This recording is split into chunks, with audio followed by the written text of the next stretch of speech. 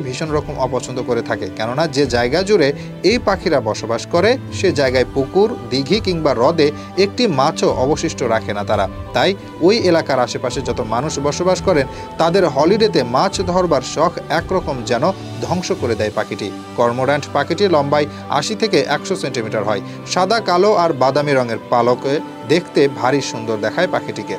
ঠোঁটের কাছে কালো এবং হলুদ রঙের মিশ্রণ। পা সাধারণত বাদামি রঙের হয়, তবে নীলাভ সবুজ রঙের ছোট্ট দুটি চোখ এই পাখিটির চেহারা ভীষণ মায়াবী করে তোলে। তবে যত মায়াবী হোক, এই পাখিটিকে অনেক মানুষই শত্রু হিসেবেই দেখেন, কেননা যারা বাণিজ্যিকভাবেই বিভিন্ন মাছ ধরবার বিনোদন কেন্দ্র গড়ে তুলেছেন তাদের ব্যবসাতে লালবাতি জ্বালাতে একাই যথেষ্ট এই পাখিটি। তাই বহু বছর ধরেই কর্মোরান্ট কালিং নামক এক বিশেষ প্রক্রিয়ার অনুসরণ করেন তারা। এই প্রক্রিয়ার অধীনে বিভিন্ন উপায়ে পাখিটির বংশ বিস্তার রোধ করে ফেলা হয়। তো প্রিয় দর্শক, সাপের মতো গলা আর ছাগলের মতো ডাক, এমন অদ্ভুতুরে পাখির গল্প আগে কখনো কি শুনেছেন? না শুনে থাকলে এই ভিডিওটি শেয়ার করে আপনার প্রিয় বন্ধুদেরও জানিয়ে দিন। মহান সৃষ্টিকর্তার এমনই আরও অদ্ভুত সৃষ্টি সম্পর্কে জানতে আপনাদের প্রিয় দূরবীন নিউজের সাথে থাকুন।